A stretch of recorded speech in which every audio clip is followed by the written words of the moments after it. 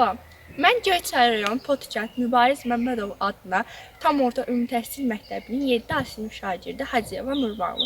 Kitablarla İnkişaf Edək layihəsinin bir üzvüyəm. Yəqin ki, bir çoxunuz kitabların bizə nə qatdığını bilirsiniz.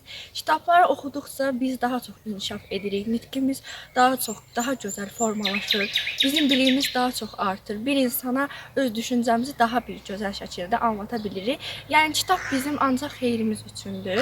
Əlimdə tutduğum kitab Nodar Dumbatze'nin Mən Nənəm İliko və İllarion adlı bir kitabıdır. Bu kitabda kiçik bir oğlanın ta gəncliyə qədər bir həyat hekayəsini əks etdirir. Kiçik bir oğlan olur və o kiçik kənddə nənəsi ilə birlikdə yaşayır. Onun ailəsindən qalan tək valideyn nənəsi olduğu üçün o nənəsinə çox bağlıdır, həmçində nənəsi ona.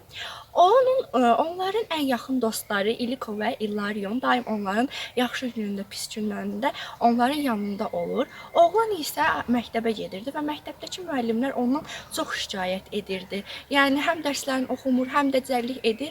Bu pis şikayətlər isə nənəsinin qulağına çatırdı və nənəsi istəmədən onu hər gün qırır, danlayırdı. Aylar keçdi, illər keçdi və artıq oğlan böyüdü və universitetə daxil oldu. Universiteti oxudu, bitirdi və yolda gələrkən öz ağlında xəyallar, planlar qurdu ki, o nənəsi ilə birlikdə çox xoşbəxt bir həyat yaşayacaq. Təbii ki, İliko və İllarion da onun yanında olmaqla. Və bizim həyatda hər istədiyimiz olmadığı kimi də bu oğlanda da olmadı. Onu qapıda İliko və İllarion çox məyus bir şəkildə qarşıladı.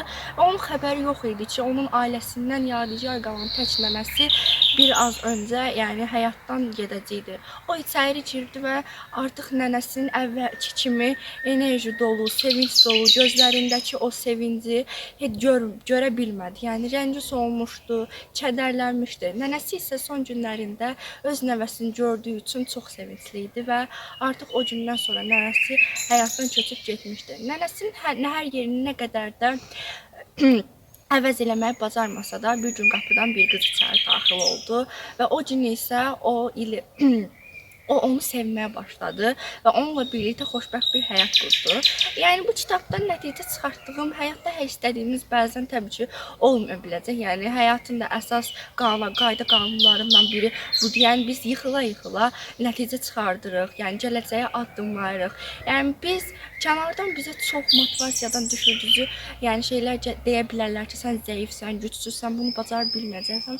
Amma biz təbii ki bunları dəf etməliyik və biz öz ağlımızla, öz iradəmizlə irəliləməliyik. Bizim rəqibimiz ilk öncə özümüz olmalıyıq və özümüzün iradəmizin qarşısına keçə bilməliyik. Yəni bizim həyatımız öz əllərimizdədir. Yəni biz heç vaxt kimsənin bizim həyatımızı öz əllərindən almağımıza heç vaxt icazə verməməliyik. Kitablara daha çox vaxt ayıraq, kitabları sevək və kitablarla inkişaf edək.